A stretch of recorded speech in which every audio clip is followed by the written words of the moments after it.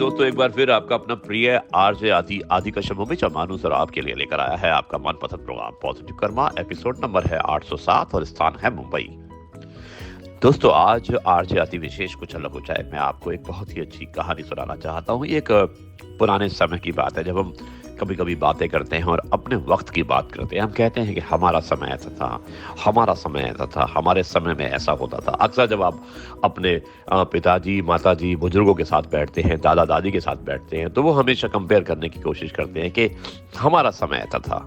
तो उसी के तहत मैं आपको आज का जो विषय है उसका शीर्षक है हमारा भी एक जमाना था, उसके बारे में बताना चाहता हूं। और मुझे उम्मीद है कि अगर कुछ लोग जो बुजुर्ग हैं, जिनकी उम्र ज्यादा है, या जो यंग भी हैं, जिन्होंने सुना होगा अपने पेरेंट्स से, वो इस टॉपिक को, इस कथन को अवश्य एंजॉय करेंगे। आरजे आदि आदि का शम्भू में मानुस शुरुआत करता हूं। हमारा भी एक जमाना था।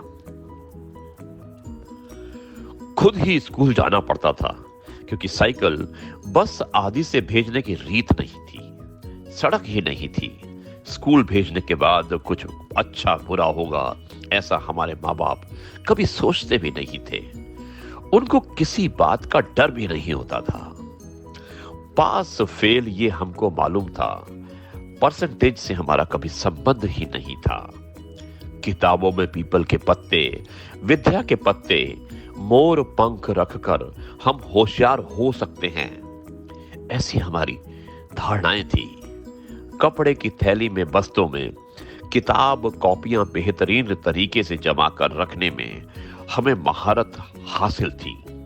हर साल जब नई क्लास का बस्ता जमाते थे, उसके पहले किताब कॉपी के ऊपर रद्दी पेपर की जिल्द चढ़ाते थे।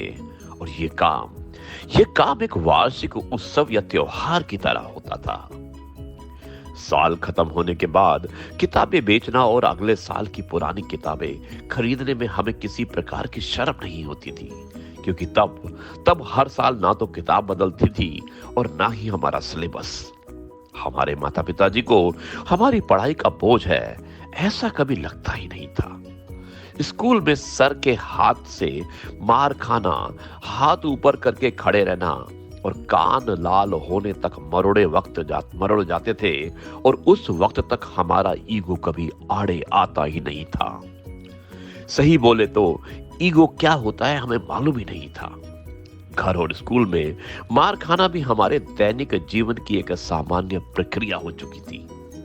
मारने वाला और मार खाने वाला दोनों ही खुश रहते थे। मार खाने वाला इसलिए क्योंकि कल से आज कम पिटे, और मारने वाला इसलिए कि आज फिर हाथ धो लिए।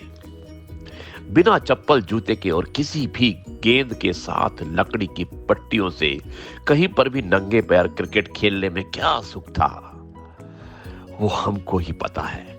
हमने पॉकेट मनी कभी भी मांगी ही नहीं और पिताजी ने दी भी नहीं, इसलिए हमारी आवश्यकता भी छोटी छोटी सी ही थी। साल में कभी कभार एक आध बार जलेबी या समोसे खा लिए तो बहुत होता था, उसमें भी हम बड़े खुश होते थे। छोटी मोटी जरूरतों तो घर में ही कोई भी पूरी कर देता था, क्योंकि परिवार संयुक्त हुआ करते थे। दिवाली में मुर्गा छाप पटाखों की लड़ी को छुट्टा करके एक एक पटाखा फोड़ते रहने में हमको कभी अपमान नहीं लगता था।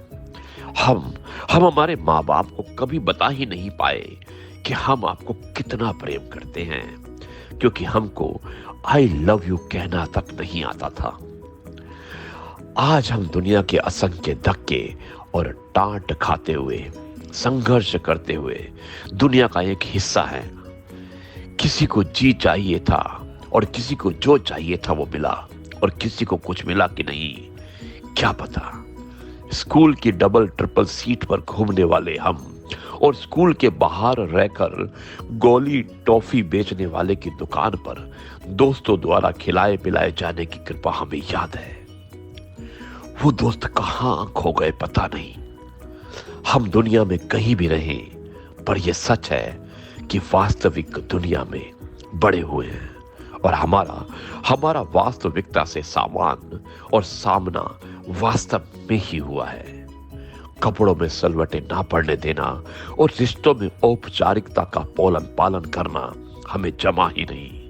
सुबह का खाना और रात का खाना, इसके सिवा टिफिन क्या था हमें मालूम ही नहीं। हम अपने नसीब को दोष नहीं देते। जो जी रहे हैं वो आनंद से जी रहे हैं और यही सोचते हैं, और यही सोच हमें जीने में मदद कर रही है। जो हमने जीवन जिया उसकी वर्तमान से तुलना हो ही नहीं सकती। हम अच्छे थे या बुरे थे नहीं मालूम, पर हमारा भी एक जमाना था। दोस्तों, ये था आज का कथन, आज का आरजे आदि स्पेशल। हमारा भी एक जमाना था, और मुझे उम्मीद है कि ये आपको पसंद आया होगा। कल आपसे फिर मुलाकात करते हैं, तब तक के लिए कहते हैं जय गुरु जी, शुक्राना गुरु जी।